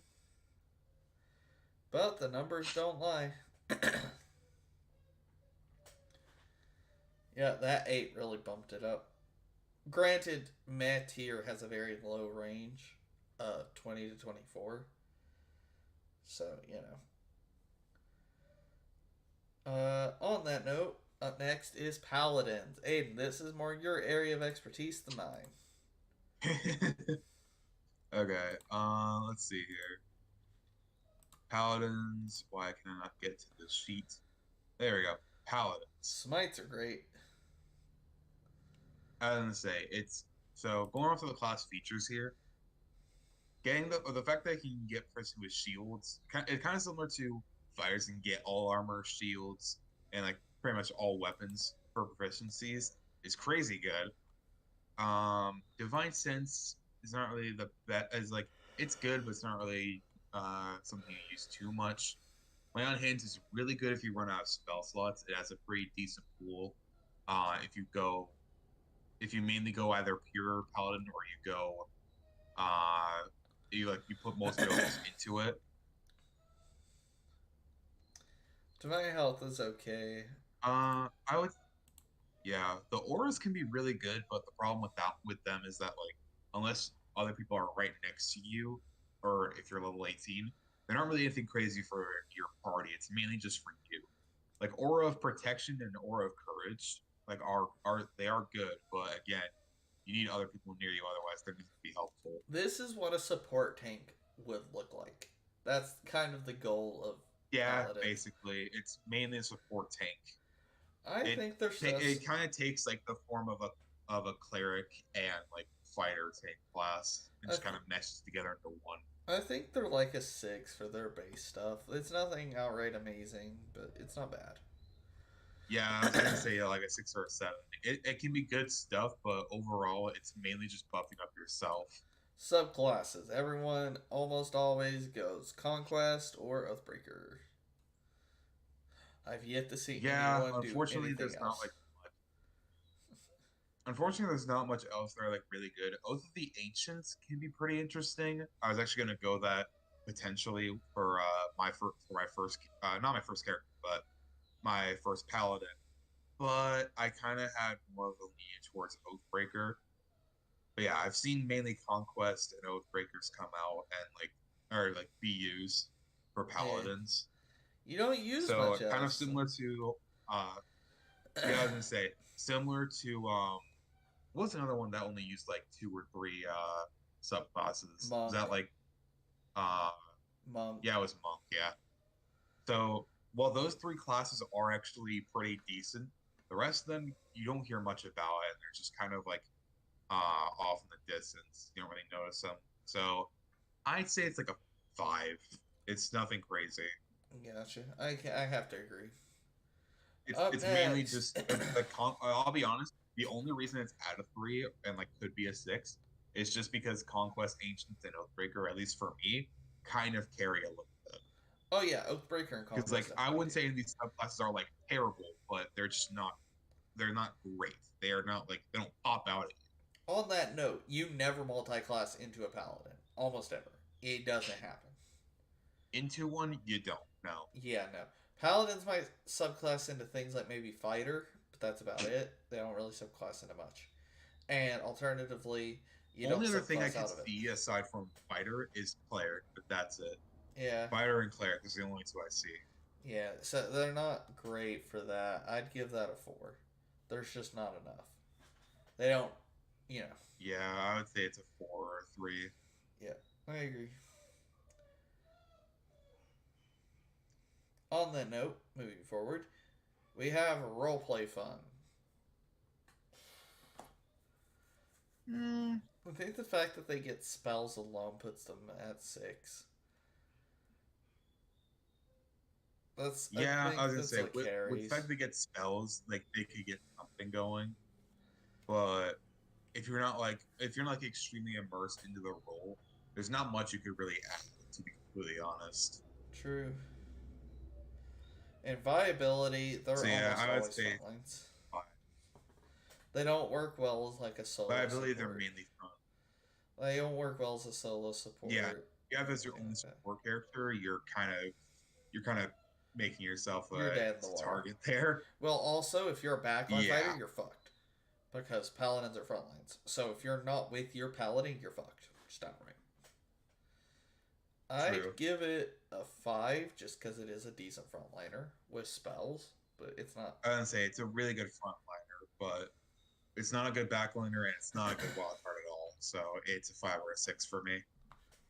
I gave it a 5, which still puts it, believe it or not, below Monk in good.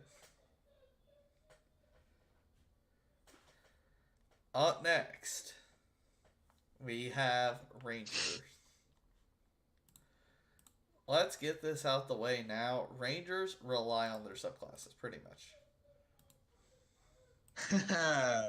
And some of those subclasses basically don't act like one. Oh, don't get me started. They do get some cool stuff outside of it, though. Things like feral Oh, they sense. do. Yeah. Hide in plain They sight you do don't use a actually. lot. Landstride is okay. I'd say off that specifically, I'd give them a 6. They're not the best with their standard shit, but they also get extra attack, which is cool. But most of their I shit's say around they get some hiding. extra. Yeah, they get some extra little goodies, which is nice, but it's just a 6. It's nothing too crazy. Yeah, it could be better. Rogues are better at hiding, which is mainly what. Yeah. Yeah, and we do not Subclasses. talk about the favorite enemy, favorite terrain crap. That's just It's like bullshit. It's not only is it heavy situational, you don't even get much from fighting your favorite enemy or fighting on your favorite terrain. Yep. Beastmaster is not that good. Drake Warden is possibly the No, best no. subclass. Gloomstalker and Horizon Walker are okay. Hunter's not that great. Monster Slayer's not that great. Swarmkeeper's interesting.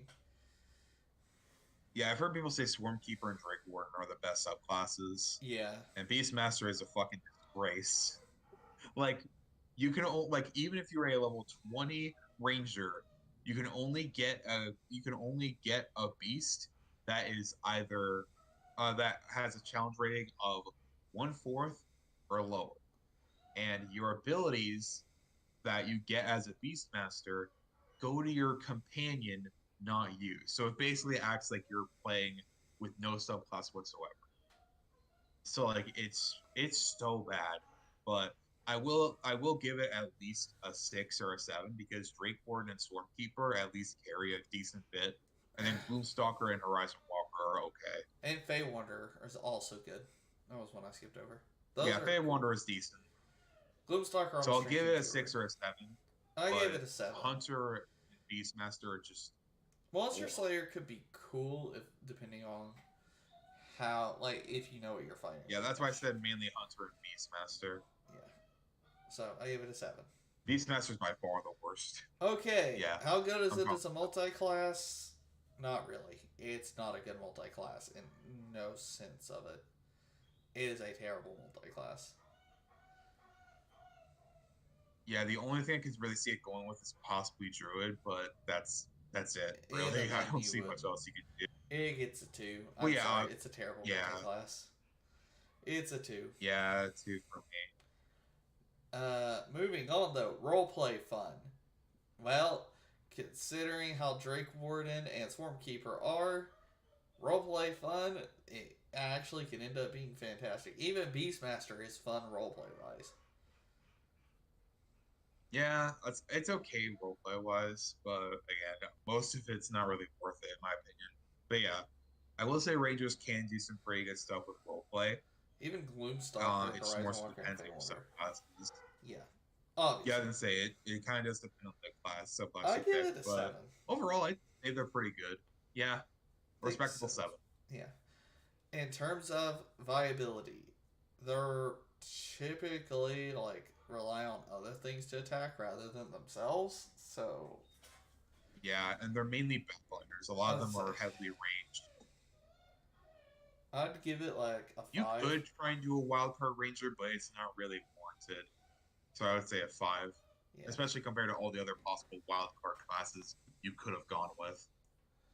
Yeah. Which puts them right in front of Paladin. I moved the wrong fucking thing. Yes, you fucking idiot. I Wrong literally thing. wasn't even looking at my screen. I just clicked and dragged. Puts them right in front of Paladin. All right, on the road. Okay, let's go ahead and get some things out the way real fucking quick. This is JJ's favorite class in the whole goddamn game. So I thought it JJ was Bard, yeah. Rogan Bard. JJ does have a little bit of bias.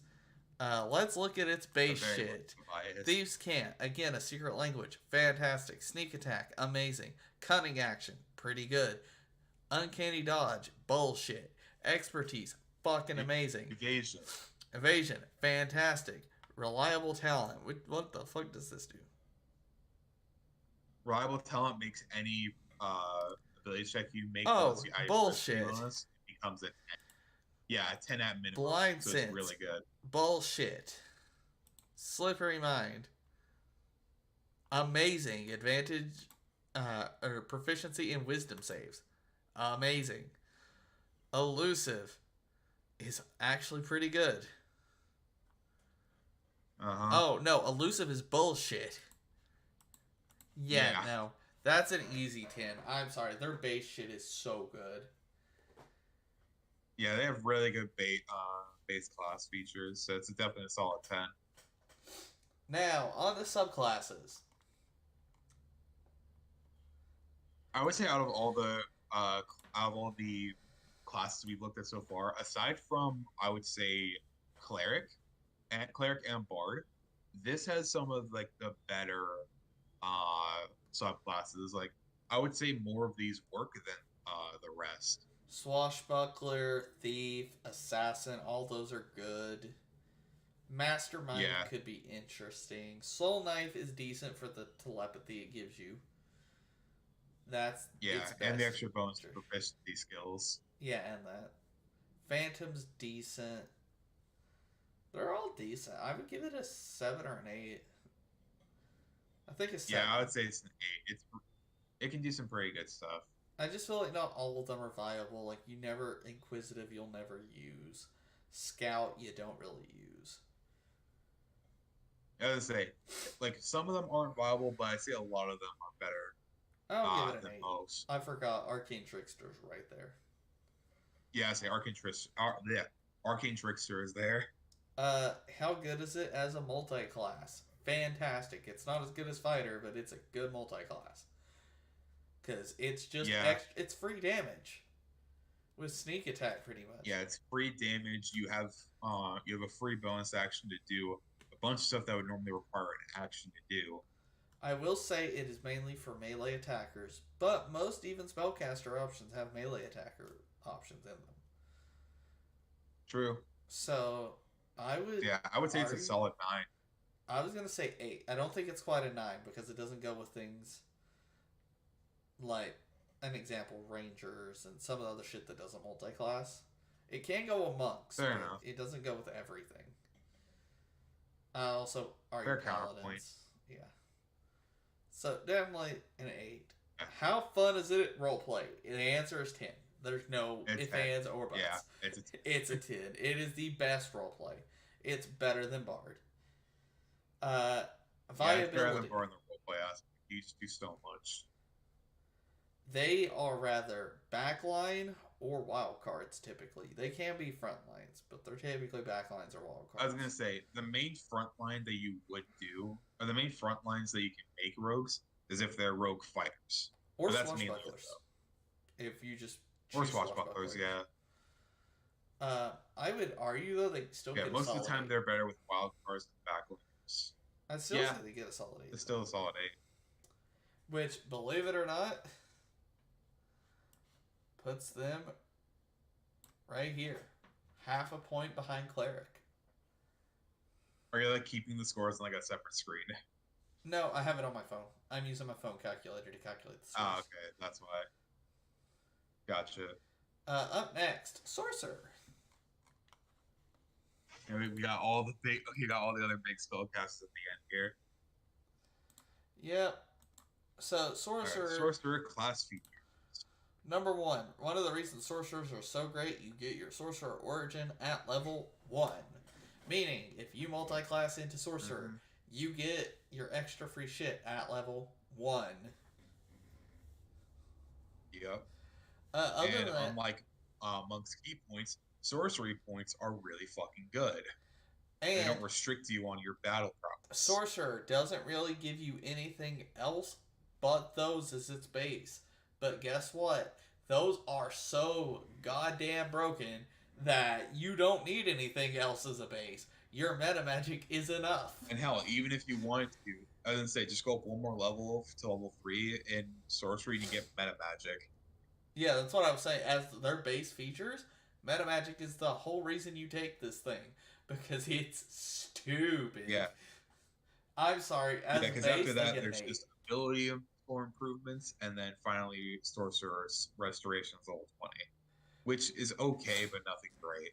I'm sorry, they get an 8 though, because meta magic's just so stupid with twin Oh freaking yeah, with spells. what they get is like a solid 8, 1,000%. Looking at subclasses, they're okay, but none of them are outright amazing in my opinion. Besides Lunar Sorcerer, I think is really cool. Yes, Lunar Sorcery was an interesting one. I actually almost did this one. I think it was this one. It was either this one or Storm Sorcery. I was picking back and forth between before I decided on Shadow Magic. Rune Child's a new one to me. That seems like it could be cool. Yeah, it's a new one. Yeah, But it's cool. You get some it decent kind of spells from seems it. like it's like a more magic version. Yeah, it seems like it's a more magic enhanced, a magical version of Rune Knight for fighters. Pretty much, except I don't think it relies on physical attacks. Well, that's what I mean. It's a more magic focused Yeah. thing compared to Rune Knight. But overall, Still it's still interesting cool. though. But none of these are outright amazing besides the ones that we've already listed. None of them are outright like super it's broken. good, but like they're not. They're low Yeah. key. So Yeah, I would say they're like a solid step. I would say I think still, so. They're still good. Most of them are pretty viable, but like there's nothing like crazy broken about them. How good are they as a subclass? I think they're a decent subclass for any already spellcasting focused character. Yeah. And rogues. Mainly spellcasting. And rogues. Like they make good with rogues. But other than that, rogues, yeah. Typically, the Shadow Magic Sorcerer plus the Rogue could be really interesting. I mean, they pair well with bards. They pair well with warlocks. You know, they pair okay with druids, but they could be better. They just really don't pair with wizards. Other than that, they're typically an okay pairing with anything else, spellcasting wise. And they pair with fighters well. Yeah, so it's just and paladins actually. They have a lot of shit. Pretty well.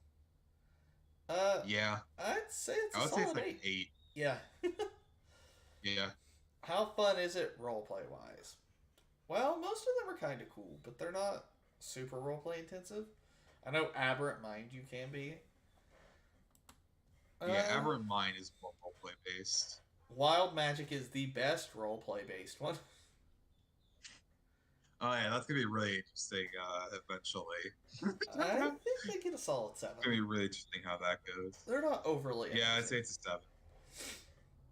And finally, they are all backliners. They don't do anything else. They are all backliners. So what they lack in versatility, I would argue they're the best backliner. I was gonna say they're very viable. They're very viable when it comes to backlining. So I would say they honestly get a 7 off that alone. I was gonna say because of the fact that like they're some of the best backliners in the game. I don't think they're quite a 7 because like you could still use something like a wizard. But I would argue that they slip by just enough. Which puts them right here, if I'm not mistaken. So with that now, we are on to the wonderful and magical Warlock. So, for those who don't know, Warlocks have to be inherently broken around one spell. Because, let's be honest, Warlocks don't do anything else. Yeah, it's just long rest sleeps and Eldritch Blast. That's all they're good for. Unless you multi-class them, which we'll get into. I was going to say, yeah. Yeah, let's just talk about their normal features for now. So, right off the bat, they're not really all that good in terms of proficiencies. Only thing they're really good at is light armor, and you're rarely going to use weapons unless you go in one subclass, really. Blade. Yeah, Pact of the Blade. And then Hex Blades. However, what they fail to do in, like, what may seem physical, if you multi-class them with the right things, a physical Warlock mixed with it is bullshit. Particularly a Swords Bard. We'll get to that, though.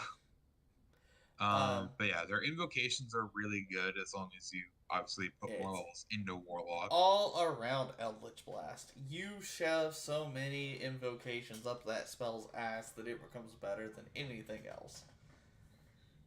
Yeah. And then the pack boons are great. There's only like maybe one bad one, I would argue, which is Talisman out of all of them.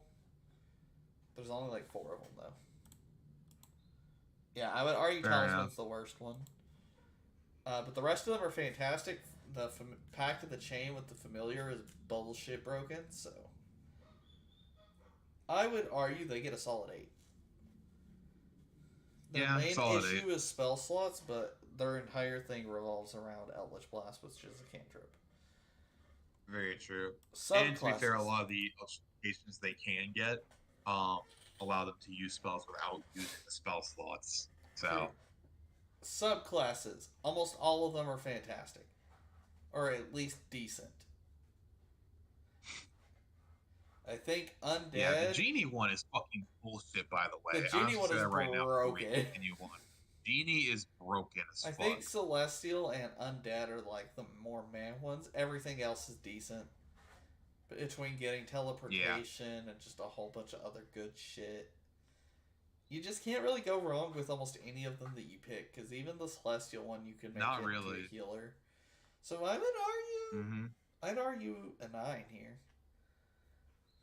Yeah, I'd say a solid 9. Multi-class. Depending on your subclass, you can multi-class this with damn near anything but barbarians and monks.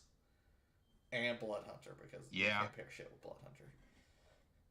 Yeah, no. If you want, There's like so many different Rogue, things you can go with damn near any of these. If you want to go with Cleric, you can rather go Celestial for even more healing spells, or anything else just for more bullshit. Or, alternatively, you can go Fighter and get that action search and cast fucking... What is it? 8 Eldritch Blast a turn. Yeah, 8 Eldritch Blasts. At like level 20 or close to there or whatever. It's stupid. I was gonna say, if you go into if you go into Fighter and you get level 2 with Action Surge with when you get Eldritch Blast, if you go to level I think 17, you get to fire off 4 beams. So Action Surge and be able to do all that again is broken as fuck. Not to mention, again, all the evocations you got shoved up that thing's ass. It's stupid. Yeah, and you can also do that same thing with Eldritch Blast if you use Quicken Spell as a sorcerer, which is insane. And alternatively, as a druid, like, you can Eldritch Blast and then Wild Shape into something more durable. You know? It's stupid. Quite, like, instead of attacking and running away, you're quite literally putting up, like, a substitute fucking Pokemon. Pretty much. It's great. Alternatively, also with Druid and Ranger to an extent, hey, I'm going to Eldritch Blast, and on top of that, I'm going to, you know, if you're like a Wildfire or whatever, I'm going to throw out my Wildfire Spirit on top of me having out my Familiar. So we have 2 I think it's fair to say that bodies. we both think this is a very, very strong multi-classing. You have to multi-class it. You will never solo go into Warlock. Ever. You will always multi-class it. I would argue that it's a solid 9. Multi-classing. I think it's a 9 because it doesn't go, again, with Barbarians, Artificers, Monks, Rangers, and Blood Hunters. Blood Hunters. Yeah, that's fair. I'll put it at 9 then. No, roleplay is a 10. You get to communicate with the demon. You have the potential for your familiars. You get and again, your with spells, all the subclasses, you can do a bunch of other different things. And charisma is your modifier, so that means you should have good, like, persuasion, deception, shit like that. You get a boost in those. Yeah, it's just a 10. It's just too good for that. On a final note, they're almost always backline or frontline. Yeah, there's not really a way to make Hexblade's always frontline. To be honest, you either make them. Well, yeah, that's it. If you go Hexblade, you're a frontline, but most of the time you're a backliner. I could argue you can make it a wild card though. You want to know which one is my argument? I was gonna say which one because I don't see it. Fathomless. If you go Fathomless, like how I did with Arafira, you have the ability to hold people with the tentacles that you summon as your bonus action. Oh yeah, that was what you picked. Yeah, that's fair. So it is an option. It's not the best unless you pair it with Rogue. I would If you pair say it in with Rogue, terms it's of like, bullshit. yeah, I was gonna say, yeah, mainly Warlocks are mainly backliners, but if you pick one or the other of those two subclasses, then you can technically work wildcard from it. But mostly they're backliners. I think they get a But they solid do that 7. backline job really damn well. I would say 7 or Yeah. 8. Actually, I want to give it an 8. I think 8 is perfect. Sure. And you know where that puts them? Yeah. Literally Where? right next to Rogues. So get this, guys. I'm still surprised we have 44, Monk as high as it is. 44, 44, 44.5, 45. They're all like really close power level. Finally, we have Wizard. Wizard is the only double-edged sword. They are frail as a motherfucker, and if they lose their spellbook, they are fucked right up the ass, sideways. True. And they have like going off of their normal class features alone, they don't have much proficiencies with armor, weapons, or tools, which kind of sucks. But obviously, where they shine, being wizards, is with that spellbook. Because if you have it with them, they can basically become a god. It's insane. And but that's the main issue, though. Without a spellbook, they're not really much else. It's just so, GG. With that, honestly, I kind of want to just give this like a 6. I was thinking a 7. If there was a thing where, yeah, fair. If it was a thing like Kingdom Hearts where like they could just summon their spellbook back to their hand, 9 all the way or 10. But for the fact that they can lose their spellbook, they kind of like get they're like basically lose all of their power. There is a way they can do that, actually. Actually? It requires something else to do it, but there is a way you can do it. If you have an Artificer, you can use the returning infusion on a spellbook. Ooh, okay, that's fucking cool, There is a way actually. to do that. Okay, so, well, yeah, in that case, then, if you know an Artificer is going to be on your team, or find one in the 10, world but that you can just have them use it on. That's it, yeah. But yeah, overall, just being on their own in like a blank slate, I would say it's 6. Because again, with the spellbook, they're great, but if they lose it, they can't do much. Yeah. I will say they will still have access to the spells that they prepared for that day. So they're not completely shit out of luck. Yeah. They're not completely out of luck, but they can't like it's gonna be brutal. It's gonna be brutal to get that shit back. On a nice note, though, their spells are stupid, and their subclasses are amazing. Blade Singing, Quarter Scribe, School of Aberration, Conjuration, Divination, Enchantment, Evocation, Illusion, Necromancy, War Magic, Blood Magic. There's so much they have. And like they don't have. I don't think they have as much. They don't have as much as clerics, but they are like close. They're like one of the biggest subclasses. Like they have one of the biggest amount of subclasses in the game. And almost all of them are good, or like medium line to fucking broken. Bladesinger or Slinger and Chronergy is bullshit. The two most powerful subclasses, not just for Wizard, in the whole game. It's stupid. Also, I checked. They actually do have the same amount. They have 14 subclasses, just like the clerics. Yeah, which is crazy. So I would say for subclasses, they get a solid 9. Yeah. Again, it's kind of like some of the other. It's not most, but there's some classes that just have like almost all their subclasses be like going from either good to great. There's like barely any meh subclasses in this one. So I'd say it's a solid 9. I agree. Up next, multi-classing. You can do it. It depends. You can, but honestly, I think it's better as a pure class. It depends on what your subclass is. If you're wanting Blade Slinger, It's I would say the stupid. fighter would work there.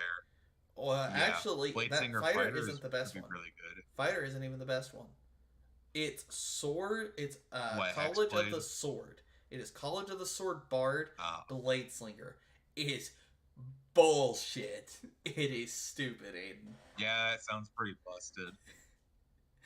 But yeah, no, it goes really good with any frontliners, and things like artificers don't mind the extra spells either, especially some is That's broken. fair. Because could you imagine combining an artificer with the power of time and the shit they could create with that? Damn. So You can actually make a time machine with that logic.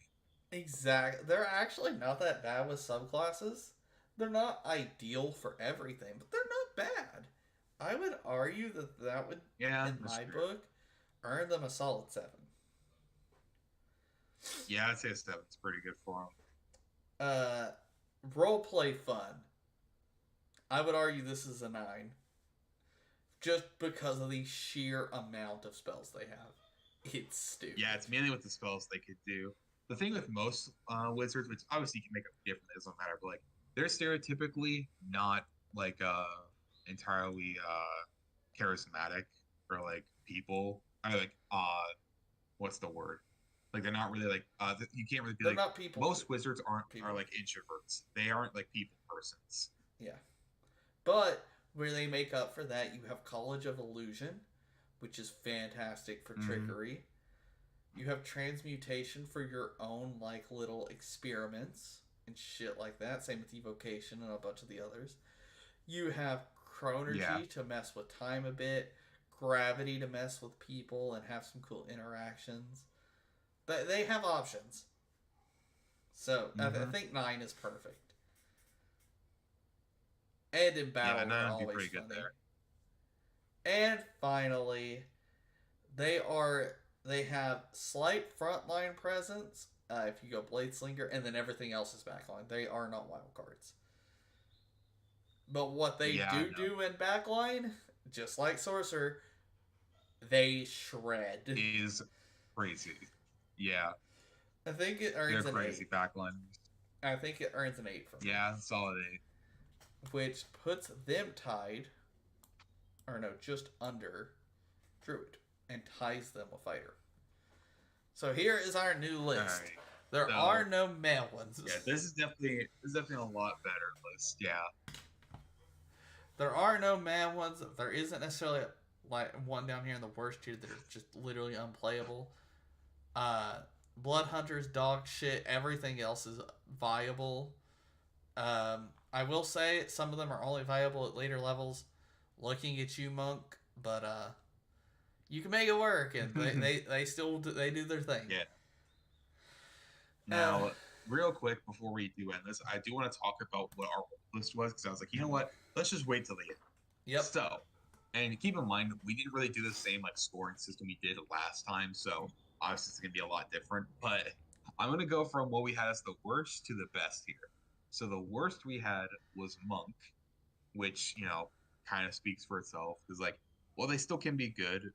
JJ was just kind of going off of what he thought of monks at the time. Yeah. And then in the meh category, we have Druid, and then Blood Hunter, and then Barbarian at the top. Which, I mean, Blood Hunter kind of makes sense to be there. Barbarian a little bit. Druid, I don't know what the hell we were thinking. That was before I think I'd actually really played Noritaka. I think was the probably thing. Yeah. The first one was made off of assumptions. This one was made off facts. That's true. Yeah, that's true. In the good tier, we have Sorcerer, Ranger, Paladin, Cleric, and Artificer. Which I mean, Sorcerer kind of makes sense to being like the good tier, kind of. I mean, that's where it's at now. It kind of tracks compared to like what we have right now. Yeah, I'd say the only one that changed, I think, was Cleric was in the great tier. I think the rest of them stayed in good tier. Yeah, the rest of them stayed in good tier. Ranger, Paladin, Sorcerer, Artificer, they all stayed in good tier. Yep. So we actually did have and then in great, we had a good list. Great, we had Warlock, Wizard, Fighter, and Bard. I think Bard was like a high grade tier. Oh, absolutely. I know it was. Yeah, Which and again, they kind of all stayed in their same lane uh, aside from Bard, which actually switched its with spot with Rogue. Rogue this time because Rogue we put in the best. Yeah. Which, I mean, if we're gonna be honest, So, I think the big reason for that swap is how perfect of a multi-class Bard is compared to Rogue for almost everything. I think that's really what set them true. apart. Yeah. Mm-hmm. So yeah, this is our this is our list. Bard stands alone as the overpowered class. Bloodhunter stays down as a not so good class, and then we have the rest of them staying in the good to really good tier. Yeah, I mean, everything else is anything you can make viable. I think Bloodhunter is just the one that you can't. Almost ever. That's just my qualm with it. You can do it, it just takes a lot of effort. Yeah. Same with Monk. Monk's split shit kind of fucks it a little bit. But almost everything you want split. Rogues, you want Dex and Charisma, etc. But overall, this is our new official list. Eventually, once I get back, I might have another tier list that I'll drag Aiden into. It'll be a longer tier list, but it won't take as much time. Thankfully, Aiden, hopefully. Okay. I would say, dude, this is 2 hours long. I would say this is 2 hours, but we went over honestly, a whole you know what lot more could shit. be interesting though? Yeah, that's true. You know what could be interesting though? Obviously, it'll like depend on like how many subclasses each class has, but we could do a subclass tier list at some point. Just That's not what I do was saying when I every get single back. one at once. Maybe do like, oh, that's what you're gonna say. Yeah. Yeah, I mean, we could could do like a cleric subclass tier because list. at that point No, we it's gonna only take have forever, dude. No, it shouldn't, because at that point we only have to look at what the subclass gives. We don't have to look at the overall. We don't have to look at, its whole spell list. We don't have to look at all that shit. We just have to look at what this thing gives us on addition to what we would base have, basically.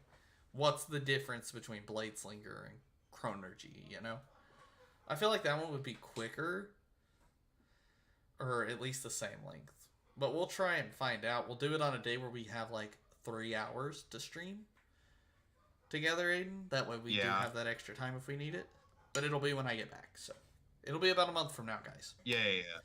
Because for context, everyone who wasn't actually at our Red versus yesterday, or was I'm losing track. JJ's going. It was yesterday, but JJ's going on vacation for 3 weeks. So yeah, you guys he's going on hear vacation. From I'm gonna be a little bit gone, but I'm like I'll still be able to stream a little bit. But close to Halloween time, I'll actually be gone for a bit. Yep. But yeah, so for projects like the 4-way Red thing, the reverse draft lock with B-Rad, the regular draft lock with Galen, all that stuff's gonna need to be put on the back burner while JJ is gone. We just want to do this to get this out there. Last video. So, nice last video. Yeah, you'll probably Our stream. So you'll probably see some different stuff from the rest of us, but for now, this will probably be the last thing with me and for a that JJ and most likely the rest of us will be doing together for a bit. But we will be back at it on the 15th, most likely, if we can stream of November. Of November. So I'll see y'all in hopefully a little bit less than a month. This shit's fun. Side note, me and Aiden, again, depending on time-wise, might have a different series for you all instead of CoinLink that we might try and do. Possibly. Just for something fun. It's not going to be like a Nuzlocke or anything. It's just going to be a nice little fun thing for us to do. So that it might be fun. We'll see how things go, though. But with that, I'd like to thank everyone for coming out. Hope everyone is doing great. You want to go on a raid or not? Nah. We'll just end it here because I got shit I got to do, and so do you.